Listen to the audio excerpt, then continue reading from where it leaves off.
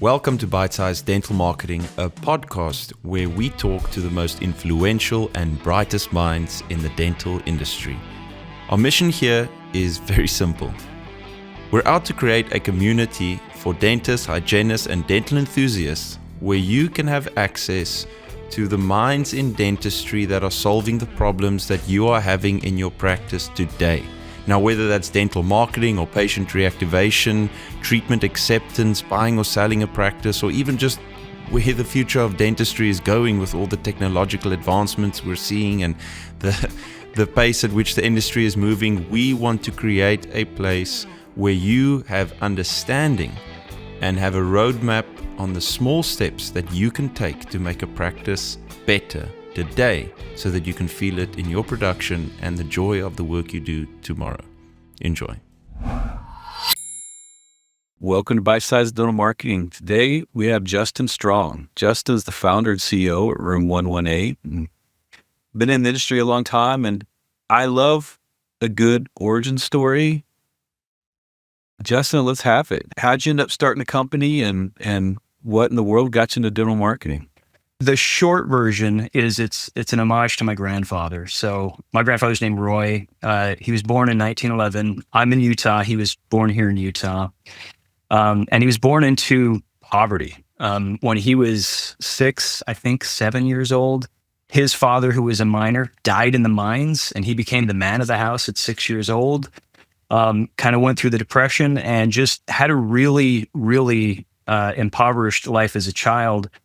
And by the time he died, he'd built this sort of small empire here in Utah. Nothing grand, but he built 2 hotels, several apartment houses, and a bunch of other things.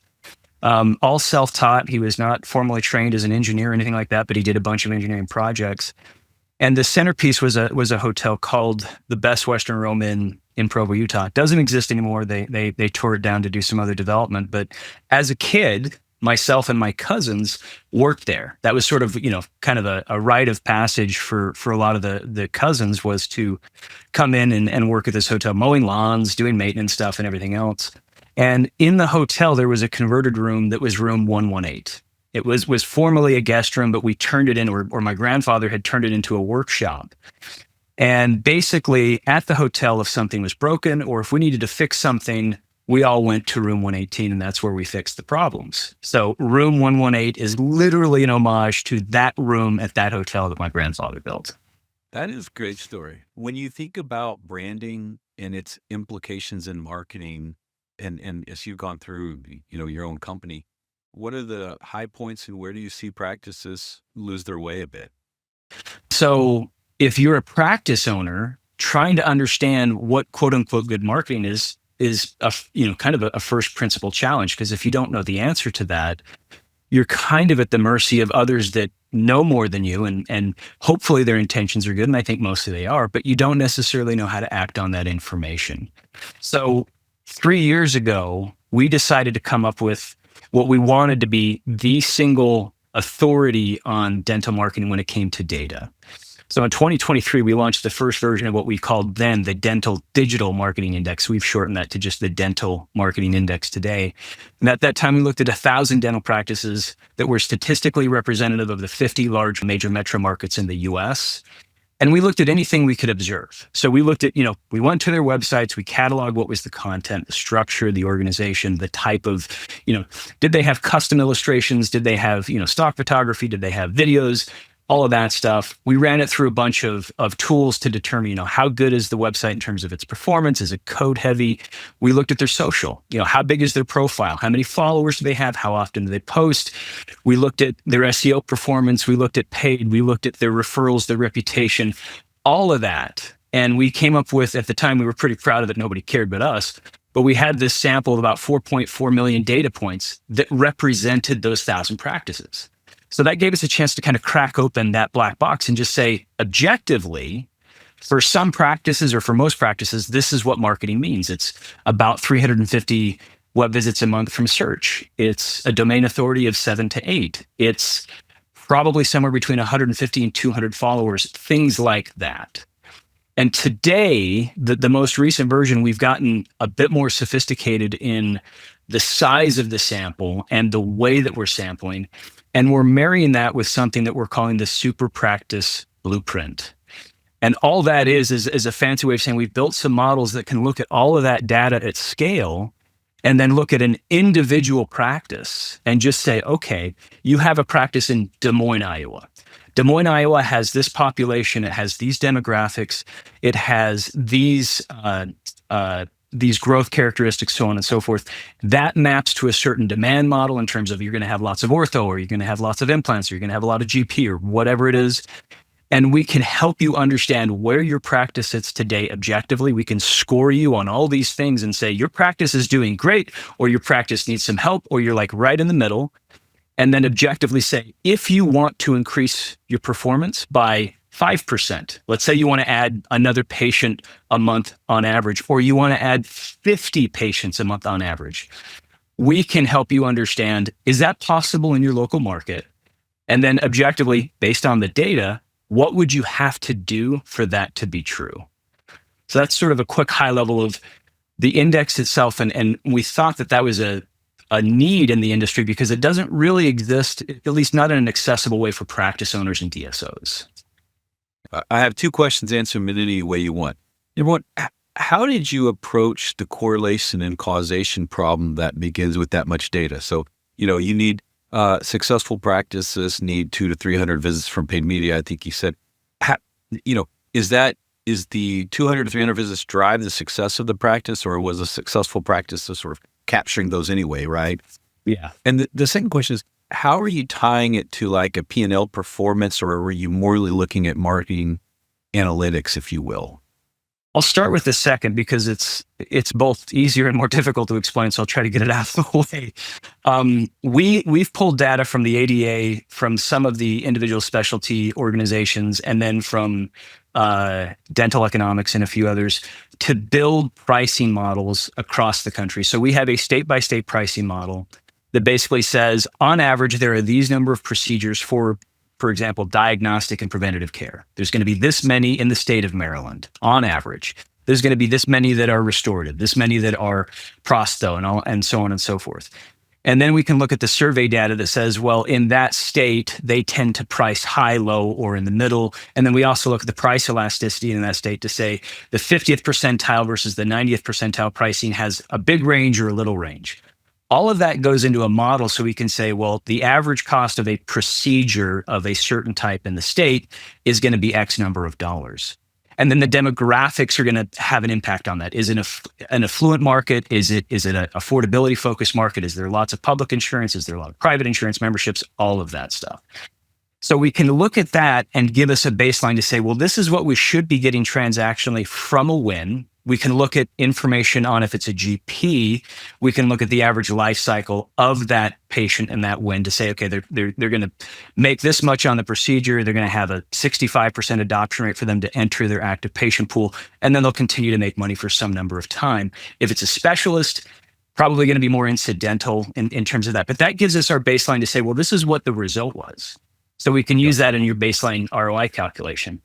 When it comes to modeling the top of the funnel, I think you're spot on. It's one of the biggest challenges is, okay, let's say in a given market, there is 10 searches, just to keep the math simple.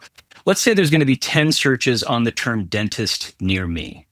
And let's say, and this is something that we see pretty consistently in this super practice model, one practice is going to swallow up 6 of those 10 searches on average. Another practice is going to swallow up 2. Another practice is going to swallow up 1, and the remaining small portion of that is going to be parceled out among the next 6 practices, and so on and so forth. Well, how do you know that those 6 searches that went to that super practice, how do you know that they did anything with it, right? How do you actually understand that? That's your question on correlation. We have to have an inference model because we can't crack inside each practice and say, show us exactly what happened. And in fact, even if we had access to it, they probably couldn't tell us exactly what happened because they can have trouble doing attribution. Our model basically does high-level correlation on a top-of-funnel activity. We have an assumption on conversions that basically says, okay, once this engagement has occurred, if I clicked on an ad, if I clicked on a search result, if I clicked on a paid placement on social, whatever the source of engagement is, We then profile those websites and say, okay, here's what we do know about a website that has this kind of content that performs in this way. The conversion rates should be in this range. And so we do jump and make an assumption on this amount of engagement results in this amount of conversion, which should then introduce the number of unqualified leads that hit the practice. When you look at the 6 points from the index, which ones do you find that dentists tend to do well in, and which ones are underrepresented? So, really good question. In its current instance, the way we sort of go about defining marketing, we say there's a top of funnel, that's the first pillar. There's a middle of funnel, that's the second pillar. And then there's basically a sales portion, a sales component. Practice by practice, we rarely see anybody do well like on everything, right? There's usually what we'll see a practice that maybe is really good at social. And so they have worked hard to build up a large following base on Facebook, Instagram, whatever their platforms are that they're using. They're posting regularly, and the engagement from those posts is consistent and well above average. That's one example of something we see all the time, but we rarely see that person also killing it on like SEO, right? They're not driving necessarily a proportional amount of performance when it comes to something outside of that. But very occasionally, and this is usually like a group practice where you can tell they've thrown a lot of resources at it. We will see some folks that do well across the board on multiple things. When I think through the website, the SEO, the Google reviews, social engagement, paid ads, and then, the last one is the life. Which ones do you see they tend to over-index or spend too much time on? Maybe because it's sexy. You mentioned social right out of the gate, right? And which ones do they, it may not be interesting, or they tend to under-index the importance of it, right? I don't think this is really to the fault of anybody. I think the absence of good information makes it difficult to make these decisions. But we see lots of money spent on websites that we don't think does anything. Case in point, there's a practice in New Jersey that has, a horrendous looking website. It is ugly. It's unpleasant to experience this website. And it drives something like 16,000 clicks a month on organic search, because they have found the way to hack whatever in their local search market with Google. They have found the right combination of this is the content, this is the way it's laid out, the engagement on the content is good, their authority is really, really high. All of the stuff behind the scenes is fantastic. But when you go to that website, you're like, this is terrible. Then you go to a website that, and there's one, when we profiled this example in particular, we looked at the few that were around it. Beautiful, full bleed video, custom everything, just, rollover effects and just this lush marketing experience on the website. And it was terrible in terms of its SEO performance. And so I think one of the things we see objectively is you probably should spend at least initially, the biggest portion of your marketing budget, I would argue, on your website for a whole host of reasons. But people think that means it looks beautiful and it looks in a certain way and all of that, which matters to a point, but not to the exclusion of there's certain, it's like having a balanced diet. There's a bunch of stuff they need to have done that maybe they don't think about. You mentioned, defining dental marketing in the absence of information makes it hard. I find that, as business owners, we hear some anecdotal story about how someone had success. And I love the one about mailers. Like my buddy did mailers 10 years ago and generated 287 new patients and I'm going to do mailers. I'm like, man, that was 10 years ago. He was in El Paso, Texas. You're not like, how are you having conversations around this multi-channel attribution world where we really like bite-sized nuggets of just give me the thing that, Justin, just give me the thing that works. Like, right. What should I do? How are you having those conversations? I think that's where the data is helpful, because it's one of the challenge, and this is part of why we wanted to produce this index to begin with. One of the challenges, if I'm in that conversation and I walk in cold and somebody says, well, I heard somebody do this, Justin, why shouldn't I do it? I had a client do this 3 weeks ago. And I just said, I don't doubt that person had that success, but that does not necessarily mean you will have that success on its own. when we look at the data at scale, I'm going to pull out mailers because there's not great, statistically represented examples. I love the story because when you're dealing with a mailing company, the only answer is more mailers. Right. It's saturation, of course. Saturation, why not? Why not? It didn't work the first time. They're like, no, you need to spend more money. Which, by the way, is always the best answer. It didn't work. Well, we need to spend more money. That's why it didn't work. That's right. I think one of the things, going back to this notion of a super practice thing, if we plot all those 1,000 practices on any dimension, and I'm gonna go back to SEO as an example because it's one that most people hear a lot and I think has efficacy. If we look at all 1,000 practices, we plot them on a chart, their monthly search traffic, and it gets different when you talk about unbranded versus branded and some of the other things. But if we just kind of keep it simple, we'll see a curve not unexpectedly. On the left-hand side at the 1 percentile cohort is the lowest performance. And if we just then rank them in terms of performance, we see a nice curve develop. But the nature of that curve is sort of like the Pareto principle a little bit on steroids. And that curve is really flat until you get to about 60 to 70%, depending on the metric. And then after 70%, it starts to climb. And by 80%, it's getting near vertical. And at 90%, it just goes off the chart. And so what's happening is you talk about that one person that had that great experience on mailers. They're that person on the end of the chart that's going off into space. What we then have to ask ourselves is, well, in your market, is that even possible? And is it statistically replicatable? Can we see the constituent components that went into a program that tend to result in that kind of performance? In some cases, we had very loose correlations, and so we don't make those recommendations. But in the case of something like SEO, it's really clear. Like there's super high correlation between what we call cumulative backlink authority, just the sum total authority score of all the backlinks, excluding toxicity and other things. The type of content they have, the relationship of total number of pages on the website to pages that rank on SEO. We look at those metrics and we can see a very strong correlation to the amount of traffic they're going to drive. But to your point about mailers as well, what about the local market? Is there enough search even occurring that if you capture 60 or 70%, is it going to drive whatever it was the example you have 280, new patients or something like that? Our approach is to scientifically look at that local market and tell you, well, this is how much should be coming every month in your local market. This much should be coming from search. Dive into search. This is how much from organic. This is how much from paid search. This is how much from local search results going to maps and so on and so forth. Same thing for paid display. Same thing for social, so on and so forth. And unfortunately, I love the focus of the podcast where it's like, well, let's keep this bite-sized. It's really difficult. It's sort of like telling somebody, just do this one thing and you'll have perfect oral care. It's not quite that simple. There are nuances to doing it well. But I think reducing the complexity, your example of I had this one person do this one thing well, that is the right way to do it. Don't boil the ocean. That's the other thing. Don't try to do all marketing all at once at the same time and have reasonable expectations. Do a few things well, work with your agency or whoever's working on your marketing and do those few things well, measure them, get the performance up high, and don't take on something else until you have one thing sorted out. Would you say the base of that is the website?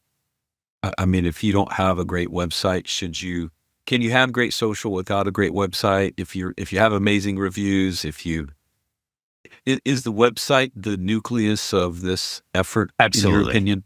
Absolutely. I mean, it just empirically based on the data. I mean, there's of the entire data set that we have now, something like less than 1% don't have a website. There's some that just have social profiles. There's some that just have GMB profiles, things like that. Those are rare. But again, if we come back to this notion of, if you think about your local market, all of the people that could become your patients, to keep the math simple, let's say there's 10 people that could become patients. Okay. Well, statistically for a GP, 3 of them are going to find you by search. 1 of them will find you by a generalized display ad.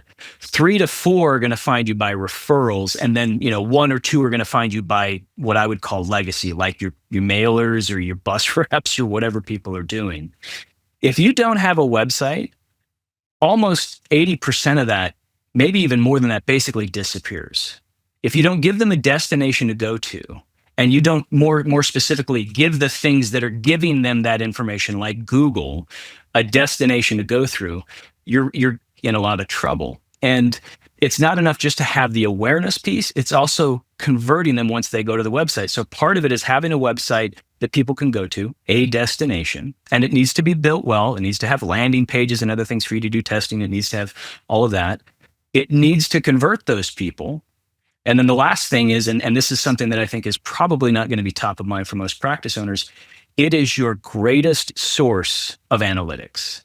It is the nexus of anything else that you're doing. If you've structured things well, I would say most practices are doing themselves a disservice if they don't have a website that helps them understand what works and what doesn't work. Can you dig into that a little bit for me? Of like, how would I, if I'm a practice owner, how would I understand the analytics? I mean, someone's throwing bounce rates and right. These terms at me, right? What is it that I'm looking for? The real rough statistical rule of thumb we put out there for kind of what you want to see on a website or just in marketing in general is whatever the engagement rate is for the top of funnel. So when I say top of funnel, again, somebody that does a search, somebody that sees something on a social post, whatever, those dynamics have a lot of chaos about them. But once they hit the engagement level, once they hit the website, we kind of want to see a 3-3-3 ratio. We want to have, of the people that hit the website, we want to have about a 3% conversion rate across the board. And when I say conversion rate, I'm saying they have a phone call to your practice, they complete a form, or ideally you have a dynamic scheduler and they can schedule their own consult right there. Of those we generally consider to be unqualified leads. From a marketing standpoint, they've expressed interest, but you have not yet determined if they are actually a fit for your services or the type of patient you want. Probably they are, but maybe they're not. If you have a high specialty practice like you're doing implants or something like that, you might be very particular about who you want to see. Once that happens, we want to see at least a 1-to-3 ratio of folks turning into what we consider qualified leads, meaning we sell them what they need and we want them as a patient.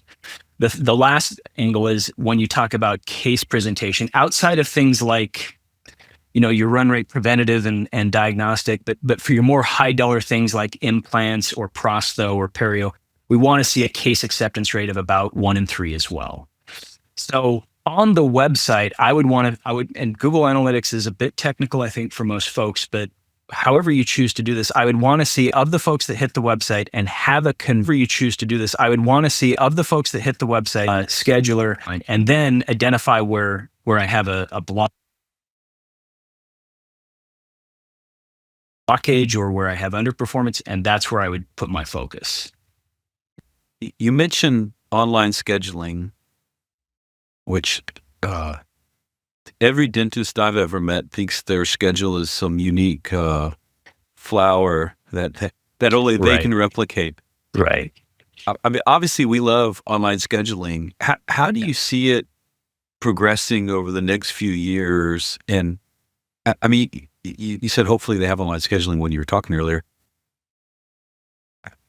How are you integrating it in, and where are we going with it today? Because today, I believe most practices, the online schedule is really request an appointment that then the practice has to call back and confirm, and that there's a level of overhead there that they dislike. I think there's just a changing reality. This is and you can't stop it. So 29% of practices in our index have a scheduler of some kind, and I would define a scheduler as I can pick a time, not I request a time. So that number's up from a few years ago because I think it was about 17 or 18%. There is a trend where more practices are having online schedulers. But you're absolutely right. When I've talked to practice owners, I hear the same thing. This idea of I want to control my schedule, which is I would want to do the same thing. The problem is your patient base, your prospective patient base isn't going to tolerate that. This gets into a much deeper conversation about some of the other trends data that we've looked at. But in 2023, we one of the big takeaways of the report was something we called the near me wave. And so we looked at 35,000 keyword search terms and indexed them to, this is this type of procedure, this type of procedure, this is talking affordability, this is talking convenience. The one that destroyed everything was proximity-based search, near me, right? So we looked at dentist as a search term since 2010, then we looked at dentist near me. In 2010, nobody was searching dentists near me. Smartphones had just started to really become a thing. And so you had this search term of dentist getting like 1.5 million hits a month across the entire country. And today it's like 2 million hits a month. Had this slow gradual increase. When you look at dentists near me, has this increase, and then it's something like 3 million hits a month now. It overtook everything. It went from not being how we search to the only way we search, or the primary way that we search. That speaks to a focus on convenience. That speaks to, I am prioritizing convenience probably over quality of care, to be perfectly honest. A scheduler's part of that, right? The scheduler's convenience. And if you take that convenience away from them, they're just going to move on to the next thing. And the last thing I would say about that, if we go back and look at data from 25 years ago, for a GP, I think your average life cycle in time for most GPs was 15 or 16 years for a patient, right? You got a new patient, they stuck around for a while. Today, there's a lot of chaos in the numbers on this, but the number we see now is about 72 months. So that means this is happening more often, which means the opportunity to find a new dentist is happening more frequently than it used to, which means this preference towards convenience is actually going to magnify where patients go. So if you're a practice that got away with, I don't have a scheduler, even today, you may be like, oh, it's fine, it's not a big deal, but you're shedding patients that you don't know, and the guy down the street from you that does have a scheduler is taking up more of them than you are yourself. It's really critical. What are you seeing as the trends of why are we changing dentists? Are we moving more? Are we just impatient? Are we cycling through different insurance plans more quickly? Do we just have the comparison game of someone's going to a better dentist? What's the story behind the rapid change? We called this the Karen effect in the 2023 report. All right. Basically, the barriers to selecting a new dentist are falling down. It used to be kind of a pain, right? Like 25 years ago, like when I open up the yellow paperwork pages, alone. The paperwork alone is enough to deter me. Yeah. And so it's like, okay, I had a bad experience, but it's not worth it. I'm not going to do it, right? So it just didn't happen as much. Today, it's like, I didn't like the wallpaper in my dental practice, so I'm going to walk out and find a new practice. It's going to take me 30 seconds to get 25 options that are close by. GMB is Google. My business is going to give me a proxy for trust by looking at the value of their scores and their reviews.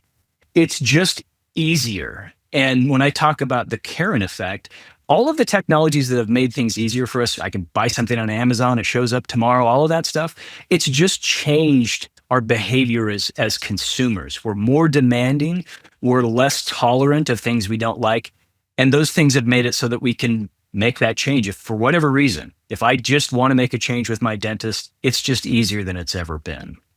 I've always struggled to, as just a rank and file consumer, it is so difficult to gauge. And I'm interested in your opinion on this. I don't know that there is an industry where you have these typically introverted business owners, being dentists. Right. They get into it because it's the art and the blending of science and the crafting of your hands. And then you're a real business owner, right, first. And I 10 or 15 years ago, I believe that if you were a great clinician and an average business owner, you ran a good operation. I think today, if you're a great clinician and an average business owner, you're probably a good employee for a DSO at this point. Yes. What has happened? Is it just we're just more complex? Is it the world's moving faster? Because the stories of there's a dentist out there that has a bad website with no reviews and they're killing it is getting rarer and rarer. And quickly, if that rarer and rarer is happening faster and faster. So many conversations around this. So I want my dentist to be a really good clinician first and foremost. We all do. We all do, right? Like, I don't want that whoever he or she, I don't want them to be focused on, I'm the best business manager on earth. No, I want them to give me the best care possible. So I look at that and I'm like, I'm really sympathetic to this issue. And it used to be, again, going back, 25 years, and in some cases longer, some cases shorter, you hung a shingle out, you had services we all needed. Just focus on giving good care. And, if you hang that shingle, we will come. We will get there. That's just not the world today. You brought up this notion of consumer behavior, and I think you are spot on. That behavior, like if you look at search trends are blowing up, massive search volume. The population's not changing that fast. It's behavior that's changing, and it's changing radically. Today, I think the challenge that a practice owner faces is, well, how do I remain focused on being this really good clinician, but not ignore the fact that I'm also running a business, and I can't pretend that there isn't value to investing in that business. And I actually think, right or wrong, I was on another podcast recently, and we were talking about this issue of, is it good or bad that DSOs are on the rise? They continue to swallow up more and more of the local practices. And my thought is, I think it's a normal, healthy thing. And I think, like a lot of things, there'll be some balance that it's introduced to the market at some point. But the DSOs are introducing scale and sophistication that your local practices can't necessarily compete with. I think the answer to that is, there needs to be more tools and resources that are, and I think this is the biggest term, accessible to a practice owner. There's really smart marketers out there, but if I don't understand them, or I don't like them, or that's not going to help me. And I don't need somebody that's really smart at marketing. I just need somebody to solve this problem so I can go back to being a good clinician. So I think there is this tenuous relationship between DSOs and the local practices that are actually going to help both in the end. But yeah, it's not a fun place to be when you're having to try to feel like you have to pick between being a business manager and a really good dentist. No, it's a tough place to be. And if you need no other data point on how effective DSOs are becoming in marketing, in that when you looked at DSOs 7 years ago, they were hiring, I'll say that their CMOs and their leadership in marketing were people from dental, which I think is great. That's fine.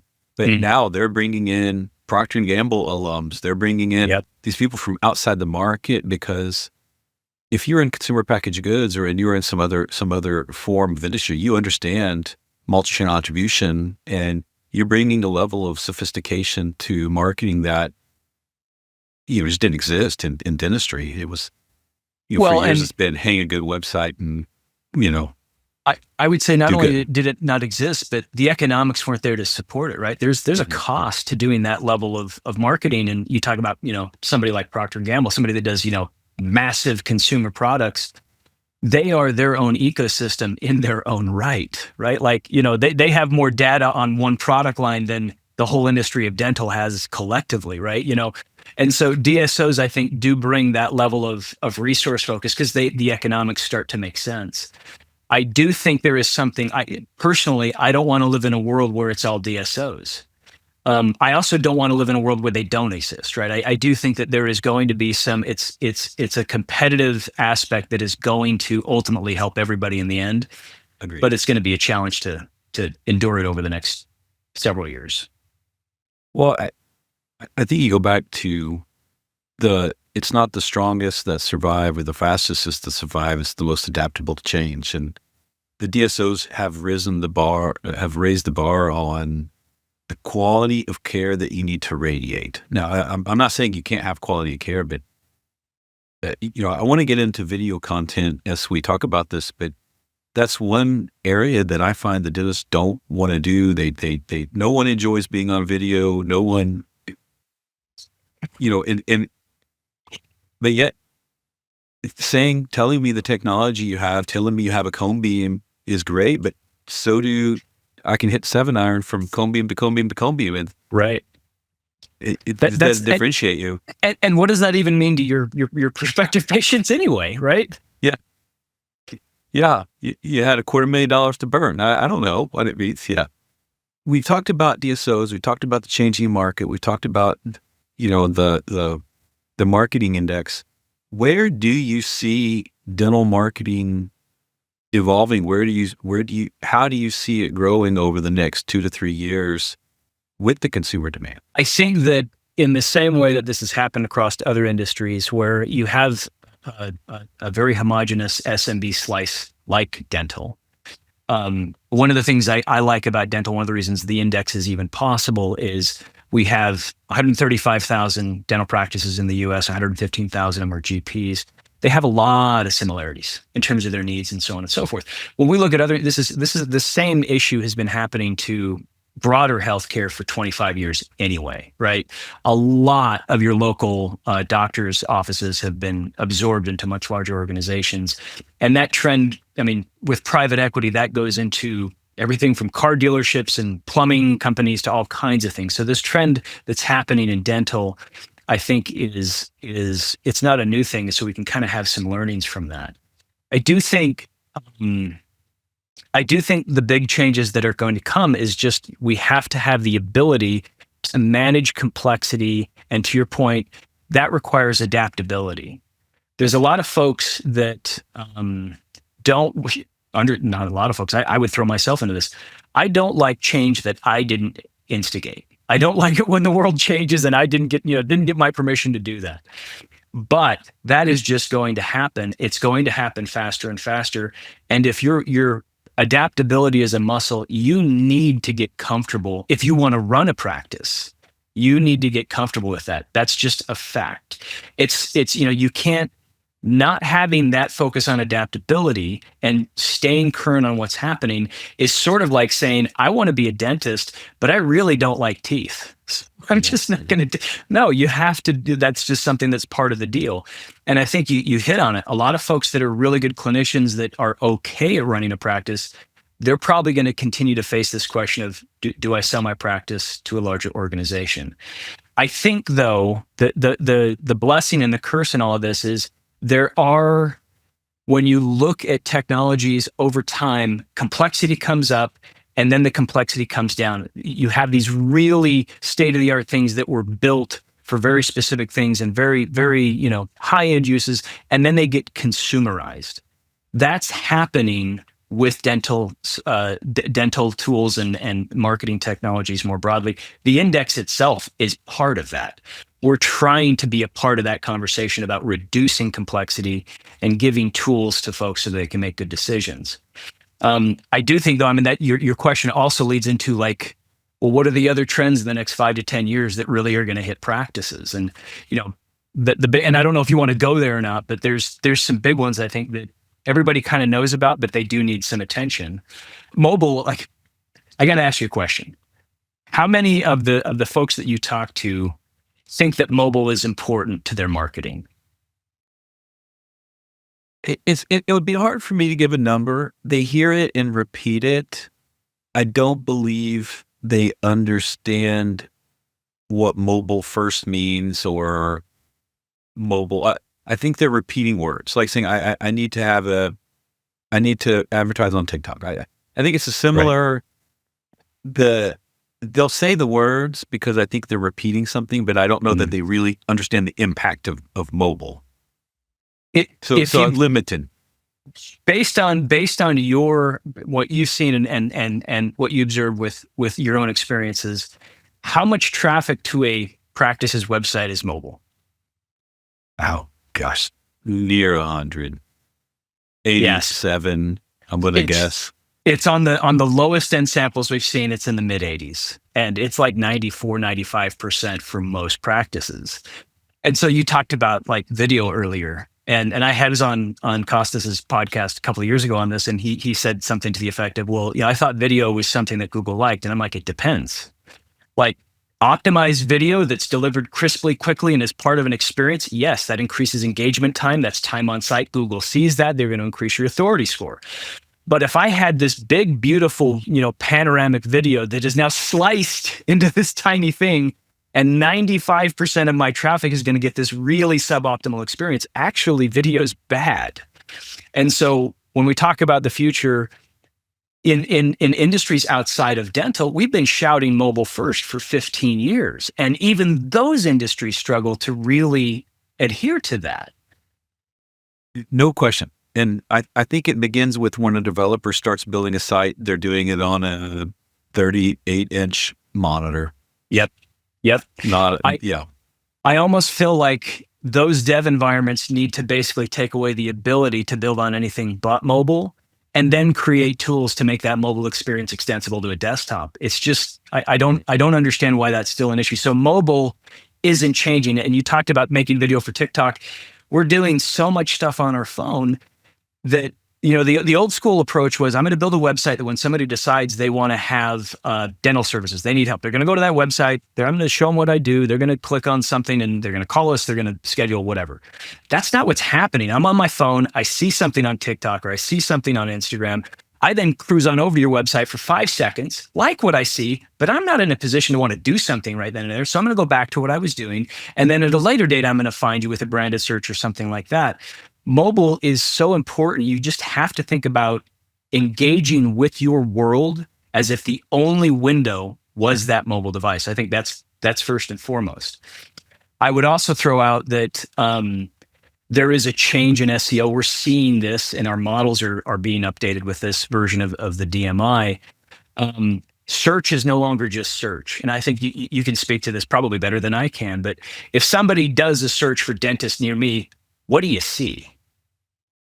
Oh, Google has rolled out new map packs. There's sponsored. There's frequently asked questions. There's also information, sort of suggestions. The organic result is getting pushed further down and down the page. Exactly. So our research still supports the notion that about 30-ish%, it'll drop or increase based on population density and a few other things. But basically about 3 in 10 of your new patients probably found you on search, but the experience on search is not what it used to be. And so the idea that I need to take this approach of, what I did 10 years ago, I have content that's engaging. I really focus on my authority score for that content. I really make sure that it's trusted and all of that. Nobody's scrolling down to it anymore. It's all going to the map. And so most of that 30% that's coming from search, if you drill into that, a huge piece of that is never leaving that map experience, right? You're just seeing, these are all the dentists near me. I'm going to make a quick decision based on how close and the scores that I see. And maybe I won't make a final decision, but I'm going to exclude a whole bunch of stuff that maybe used to perform really well on mobile. So we look at that and we say, managing your GMB profile is now just as important as managing your website to search performance. And if you don't have a really good GMB profile, you're doing yourself a disservice. If you put money into your website, absolutely make sure your GMB profile looks good. You've got good reviews, you've got review solicitation. The last one is again kind of obvious, but it's AI. And before I say anything, I want your thoughts on what do you think AI is going to do in the next 5 to 10 years to this whole experience? My belief is when it comes to raw marketing, understanding your consumer is where we need the most help. So in the next 5 years, I will say that AI is probably going to make a good marketing message more effective in the channels I can reach and the ability to generate content and script out a video or consume a podcast more quickly is where I would say it's going to be. I think it's going to accelerate people that have a good plan or a good understanding of their consumer will make better use of it. The people that don't will probably just replicate a poor message over and over. Probably how I would say in dental marketing. Yeah. I think I agree with all of that. The thing about AI that I think is most interesting that will impact dental is AI is, and I think this was always the point of an LLM, of a large language model, AI is going to be specific to you. It's going to know you. It's going to know me. It's going to know anybody that it's interacting with. It's going to know your preferences, your fears. It's going to know what food you like. It's going to know, do you have sleep apnea? Like, it's going to know everything about you. And it's never going to require them if they have a question on, I want to find a new dentist, I'll never have to go to a website. I'll never have to look at Google reviews. I will trust that AI, right or wrong. I will trust that AI in almost everything that it's doing because it knows me so well. And I don't want the inconvenience of having, to me, that's the long game here that folks need to start to prepare for. In the same way that your marketing was meant to ultimately speak to consumers going through various channels, we need to start thinking about how that marketing builds authority and communicates to an AI platform. Justin, from the story about Roy to hotels to correlation, causation, the 80-20, man, we've covered a lot of ground here. Thank you so much for being on the show. I would love to have you back and dig deeper into some of these topics. But thank you so much for your time and for being out there trying to make the digital dental world a better place. I appreciate you taking the time and hearing me talk about some of my passions. So thank you, Eric. I appreciate it. It's been great.